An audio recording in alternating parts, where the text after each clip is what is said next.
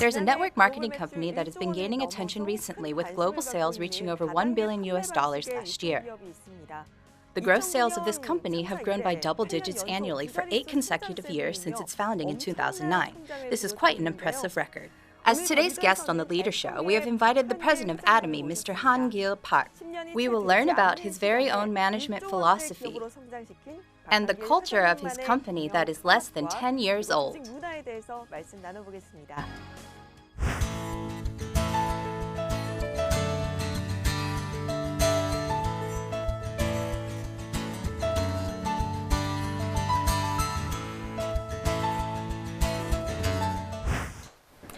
We welcome President Gil Park of Atomy to our show.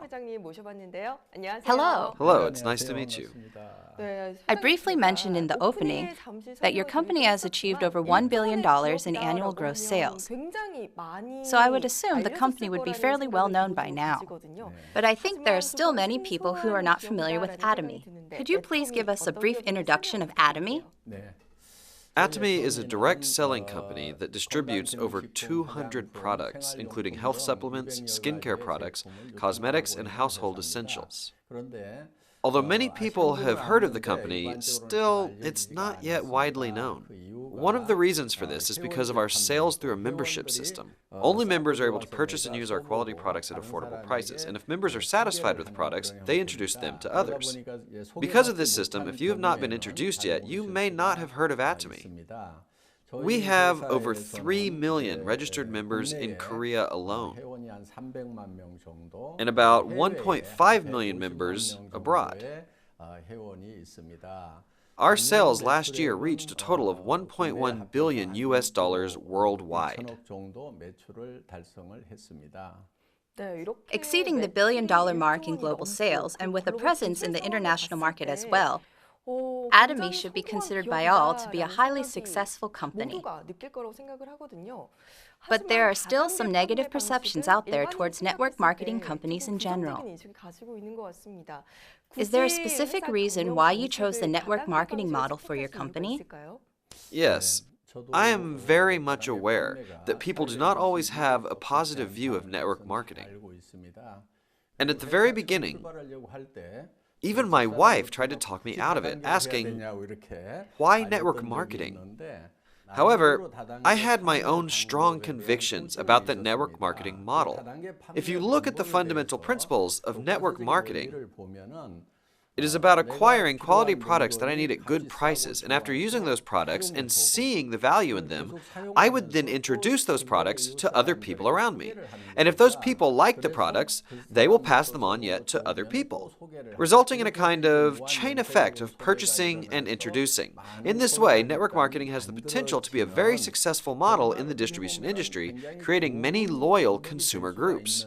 So theoretically, there is no problem with this model, but if network marketing still has a bad reputation, it's because of scams in the past, such as pyramid schemes, which are something completely different from network marketing. Those involved in these illicit activities have deceived many innocent people. And when news of these illegal scams ends up going public, they are often collectively referred to as network marketing sales. Therefore, many people have this negative perception of network marketing since they mistakenly relate it to those illegal pyramid schemes. All network marketing companies are cons. People think network marketing and pyramid schemes are all the same and that they are both fraudulent and deceitful. This is untrue. And this is why the negative image of network marketing companies persists. Another reason for this negative perception is that even though it is perfectly legal, many network marketing companies tend to excessively mark up their products. People think that this is because the price includes the sales allowance paid to the members. In any case, expensive products can be quite a burden on consumers. So some network marketing companies are often reproached for overpricing their products and burdening their members, which is also an influencing factor that's contributed to the negative image of the network marketing industry. But if you simply follow the fundamental principles of network marketing, it can provide a valuable marketing channel for the manufacturers, as well as an effective way for consumers to acquire quality products at good prices. I had confidence that we could create such a healthy distribution channel. So I specifically chose the network marketing model to test out and prove my ideas. Fortunately, those who have used our Atomy products can attest to the product's quality and affordability. Just as I had intended, from the very beginning. I believe this is the reason that Atomy has been able to grow steadily to this day. It sounds like you built the company on the belief that as long as you sell great quality products at affordable prices and keep to the principles of network marketing, you will have high success as a distribution company. After looking at some data, I see that Atomy has grown by double digits every year for the past 8 years since its founding. What would you say is the secret behind such a rapid growth? I don't think there's really any special secret. We are simply staying true to the principles of distribution. Even though it seems like the world is a complicated place, I think the principles that govern it are really fairly simple. I believe that selling high-quality products at good prices is the key to distribution. At Atomy, we therefore begin by selecting absolutely high-quality products. We call this absolute quality. And we sell this quality at a price that no one can match. We call this absolute price. So you can say that the secret is establishing the principle, selling absolutely high-quality products at an absolutely good price, and sticking to this principle to the utmost.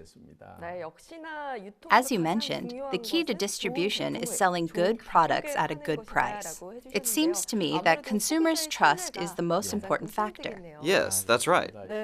As you've just mentioned, the secret to Atomy's rapid growth is the consumer's faith in your quality products. And during the company introduction earlier, you also mentioned that Atomy distributes a wide variety of products from household essentials to home goods and even skincare and cosmetics. Among these, if there are any products in particular that have helped lead Atomy to rapid success, could you briefly introduce them? One of the top-selling products at our company right now is Hemohim. And another is the Absolute Skincare line. Both of these products were a result of a government-funded research project that was headed by the Korean Atomic Energy Research Institute. The sales of Hemohim exceeded $150 million last year, and the Absolute Skincare line brings in over $100 million in sales every year. These are our two main leading products. In addition, Atomy's toothbrush and toothpaste are also very popular products. Our toothbrushes are said to be sold at a rate of almost 1 toothbrush per second. We sold about 27 million toothbrushes last year. And as for our toothpaste, we have sold about 100 million tubes of them to date. $150 million a year and over 100 million sold. These are outstanding figures. I actually did some research on Atomy for this show. And one thing that stood out to me was how Atomy focuses on a win-win relationship with its partnering companies. What kind of efforts have you been making to cooperate and grow together with your business partners? We adhere to a principle that we have established since our founding, which is a one product, one partner principle. This principle means that we only partner with one company per product. Thus, our partner company can manufacture products without worrying about who will be buying what they make. And unless our partner is dishonest with us, we would never switch to a different supplier. This allows our supplier to conduct more research and development on their products and invest more in their facilities in the long run. This is an example of how we support our business partners. Moreover, most of our products are supplied by small and medium-sized companies. If the products are of the same quality and price, we prefer those to come from small and medium-sized companies. In most cases, however, these companies have a lack of capital. They are short on money. In order to help relieve some of their financial difficulties, as long as the products we order arrive at our warehouses, we pay them in cash within 1 week of arrival, even before we start to sell those products. We pay cash, not with promissory notes or anything else. Many partner companies have said this payment policy was a big help in operating their businesses. I also say to them, if you have to go to the bank to borrow money, please come talk to Atomy first. Because in the case of borrowing money from a bank, they have to pay interest, and that interest eventually means higher prices for our customers. So, as long as we can afford it, We offer to make advance payments by which the company can use the funds with no interest. This is another example of our win-win efforts. Judging from your comments, it sounds like if a company simply becomes a business partner of Atomy, all will be very well.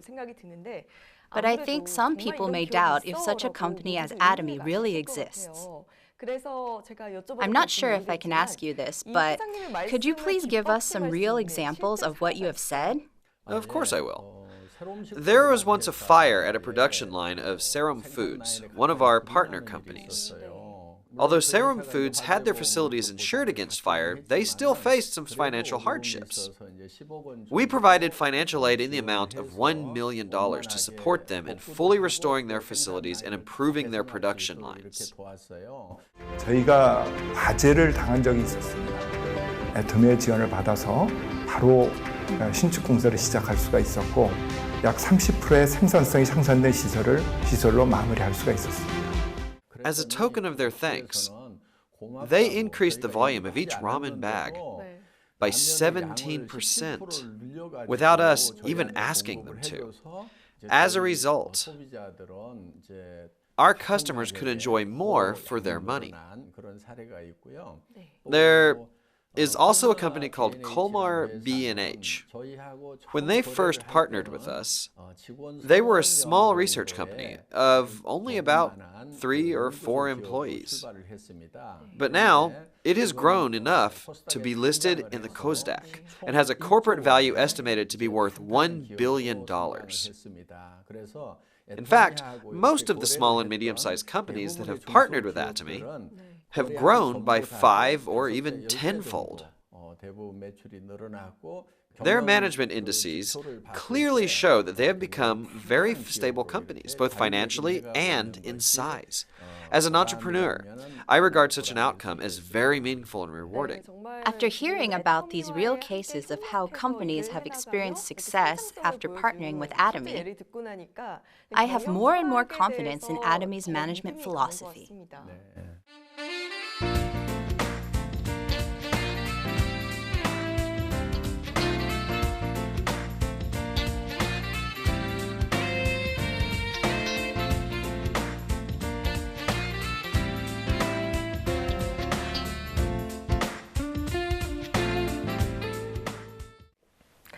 Let's continue with Atomy's success story in launching overseas.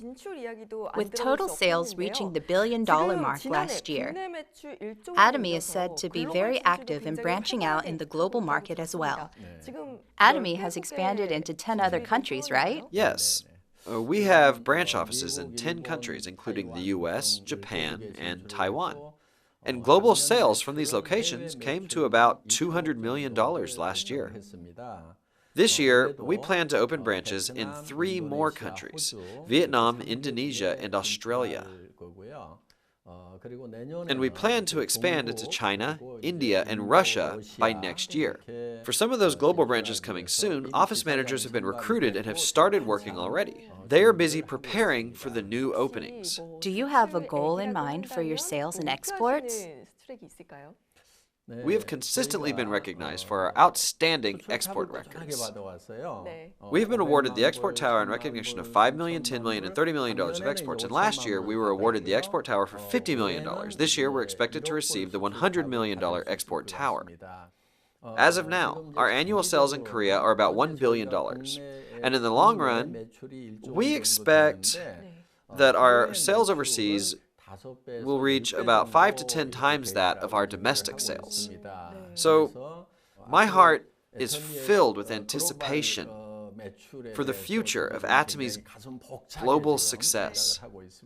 I'm excited that Atomy is expected to be awarded the $100 million Export Tower this year.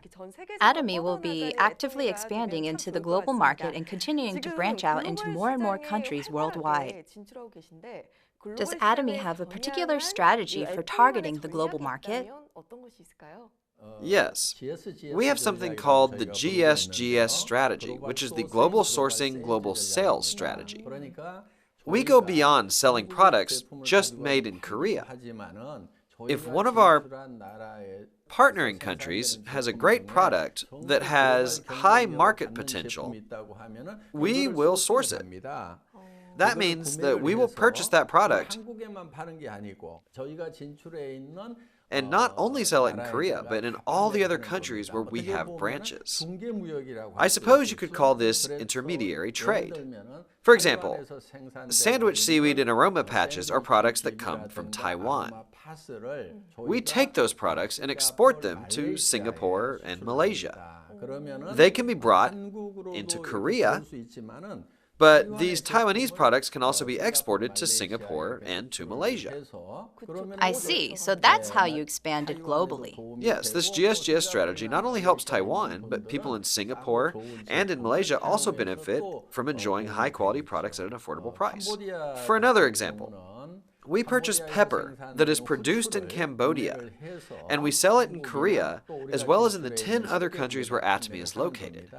Therefore, from all kinds of products worldwide, we hand-pick and source those that have a competitive edge in quality and price. In other words, we source only products that meet absolute quality, absolute price standards, and we sell those products to other countries. That's why we call it global sourcing, global sales. Our dream is for Atomy to become a worldwide hub of distribution. This is my vision for Atomy.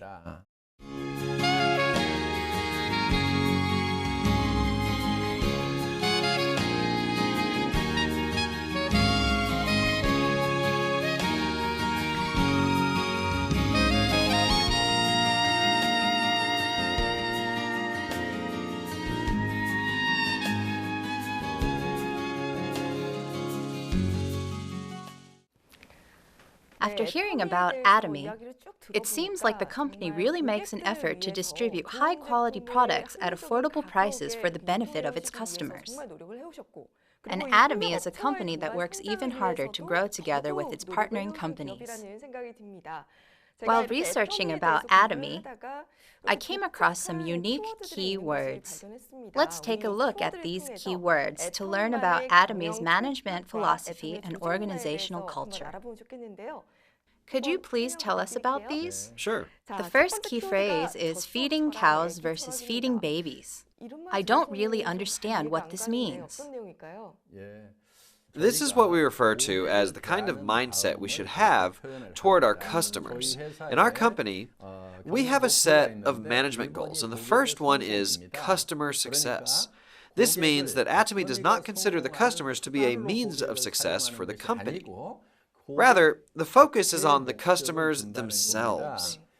We use the phrase feeding cows versus feeding babies to explain this in simple terms.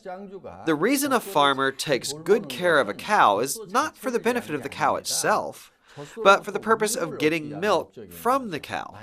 I doubt if there's a farmer who would take good care of a cow if it's not producing any milk. Right? But when a mother takes care of her baby, she's not trying to gain anything from the baby. The baby itself is the goal. We strive for an attitude like a mother feeding her baby, not like a farmer feeding a cow just to get milk. Just like a mother focuses on her baby, we want to focus on our customers as the ultimate goal. The first part of our company motto is cherish the spirit. We never think of people as a means to an end, but rather the end goal itself. This is the philosophy behind how we run our business. The second key phrase is, getting rid of work is the way to work effectively. How can you get rid of work and work well at the same time? Most companies will tell their employees to work hard and to work well. However, I do not tell my employees to work harder or to become better at their job. I tell them to eliminate work if at all possible. I believe that getting rid of work is the best way to work effectively. As an example, people used to attach the backs of smartphones with screws. But later, They came out with plastic covers for the back that just snapped into place without using any screws at all. They got rid of the work of putting in the screws. So who is the better worker? Someone who is really good at putting in the screws, or the person who has eliminated that step altogether?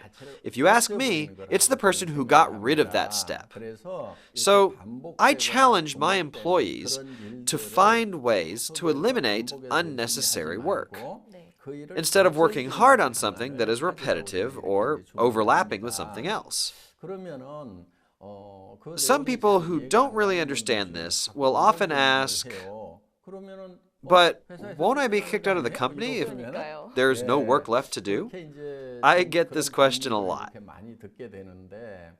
But here's an example. In the past, it was very hard to do laundry. Women used to have to wash their family's clothes by hand. But now there are washing machines in your house, so the chore of washing clothes by hand has been eliminated. You just throw your clothes in the washer, and the laundry is done with just a press of a button. Does that mean the homemaker should be kicked out of her house? I don't think so. Of course not. In the same way, we never fire our employees. After loading the washing machine, the homemaker can do a number of other things, such as read a book, do something creative, or simply enjoy having some free time. Just like this, my real intent is for our employees to automate their work and do something for the future, such as take part in something creative, something for personal development, or something that just makes them happy. This is what I mean by getting rid of work. From what you're saying, you will never fire your employees, right? But won't the employees just sit around and not get anything done? When people are hired as full-time employees of Atomy, we give them job security until the day they retire. After telling them that I would never fire anyone, even if they didn't do any work at all, a lot of people asked, well, what happens if everyone really just sits around all day playing, just not doing any work? But I believe that people inherently like to work more than they like to play. Of course, there are people who say work is difficult and that they don't like it. But there is a reason behind that. It's because those employees don't have the power to make their own choices and have to follow orders that are assigned from above. They don't like to work because they have to work like a machine in some ways. But if employees are given the power to make their own decisions, they may agree with me that there is nothing more fun than working. That's why if someone joins our company, we don't give them a job description filled with tasks. Instead, we just leave them alone for a little while. I believe it's much more effective for the employees to find work to do on their own initiative and decide to take on specific tasks for themselves. Work shouldn't be something that you dread. I think work should be more fun than play. There is actually something that I'm most curious about. I've heard that employees who play all day also have a role. What kind of role do they play? When managing a company, there is a common practice of firing the bottom 5 to 10% of your workforce every year. This is a management practice from the United States. If you do this, it has the effect of making the employees work really hard so they're not the ones who get fired. But there's a problem with doing things this way. There's a tendency for employees to not cooperate with each other since it comes down to either you or your coworker being fired.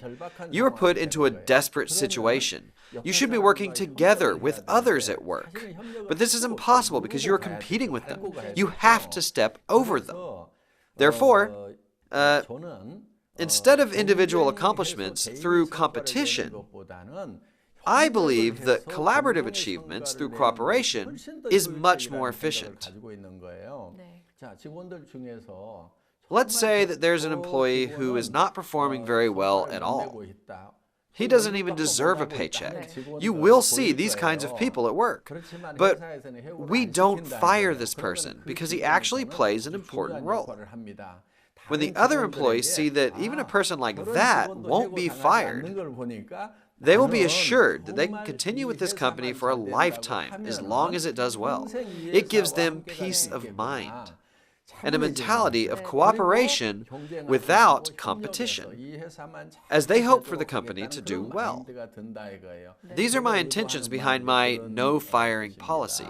It sounds like you are creating Atomy to be a company where employees feel secure and grow together by working cooperatively. Yes, I'm trying to create that kind of environment. Theoretically, this sounds like the perfect model. But I wonder if a company policy with so much freedom really leads to results. Yes, the data tells us that it really works. Our employees each produce sales amounting to $7 million every year. So, with a total revenue of $1 billion and only about 130 employees, this is historically unheard of in the distribution industry. Objective data shows that employee productivity per person is very high with Atomy. Atomy really seems to be a very efficient organization when it comes to productivity. I also came across the phrase Assistant Manager Park while reading about Atomy. May I ask, is this your nickname? Yes, some of our employees call me Assistant Manager Park, as well as Mr. Unconquerable or Mr. Fourth Dimension. As for the Assistant Manager Park nickname, I had worked as a salaried employee for over 10 years. So I'm familiar with the workings of a business. I think they call me that because I'm the president who works like an assistant manager. But I've heard they've recently promoted me to manager. Oh, so now you're Manager Park? Let me ask another question to the recently promoted Manager Park. I've heard of a vertical or horizontal organization, but I've never heard of an amoeba organization. What does this mean? In our company, we don't assign or delegate tasks or hold employees to a set of rights, responsibilities, if at all possible. So, when new employees join with our company, instead of putting them to work right away, we give them some time to sit around and observe how the work flows. If they manage to find some work to do, they may become a manager for that particular project. Anybody can become a project manager, regardless of their position in the company. And these project managers are able to recruit anyone in the company to become members on their team. For example, a project manager who is an employee can recruit a director, or even the president like me, to put together a team of members. And when the project is completed, that team dissolves and a new team is formed around a new project. We are fluid, flexible, and can change form like the protoplasm of an amoeba that moves around a nucleus. That's why we call our company an amoeba organization. We are an organic, living community. It must take a lot of guts to recruit you. The president. Someone must have nerves of steel to ask you to be on their team. I'm also curious to hear about the free position system in your company. Does that mean your employees can choose their own titles? Yes, that's right. When you join our company, you have the freedom to decide on the position title that gets printed on your business card. So a new employee can become a manager or even the head of a department. Internally, the position names don't really mean anything. The titles are mostly for external purposes. President Park, I also heard that when you work, you put emphasis on a Hutzpah mindset. What exactly is a Hutzpah mindset? The Hutzpah Mindset can be found in Israel's education philosophy. It means to be bold and brazen and never stop asking questions.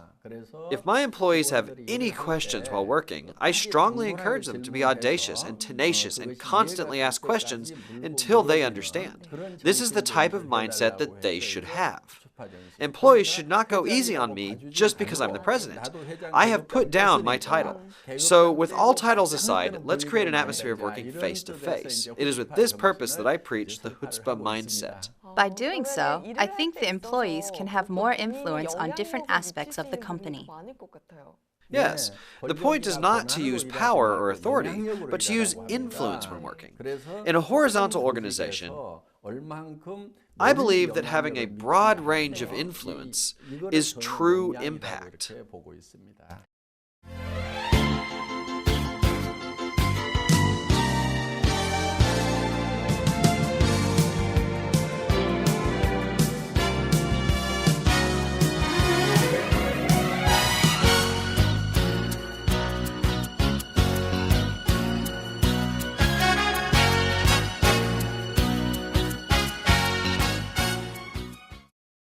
So far, we have found out about President Gil Park's management philosophy and the culture of Atomy through various keywords. I heard that Atomy is building a new office building, and the concept of this building is offices within a gym.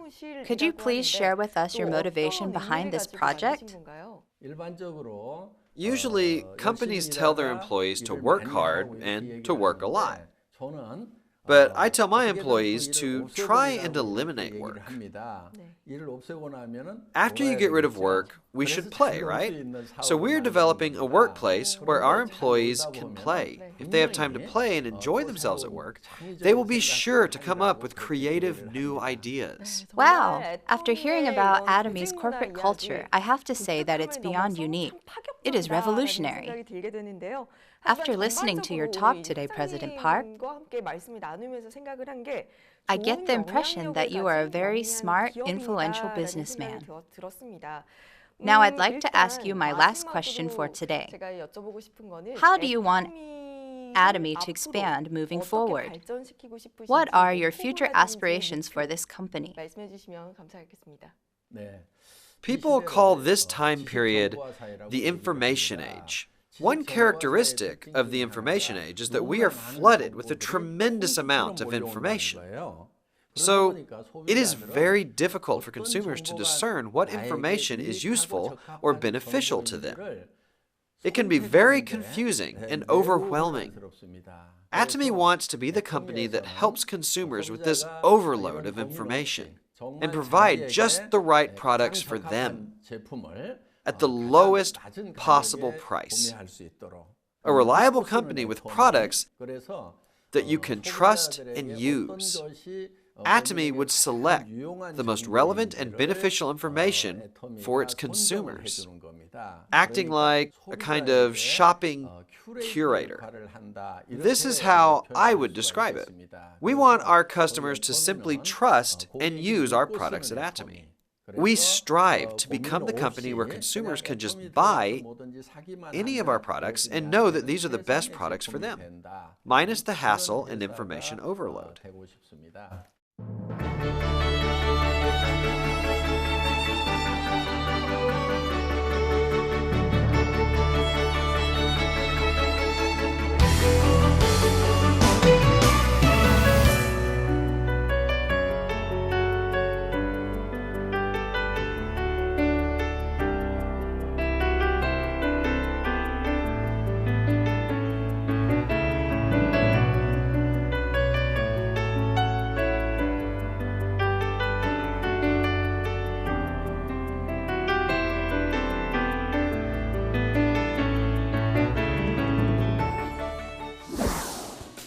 We had President Gil Park of Atomy on the show today. We were able to hear about his management philosophy and company's goals from a different perspective.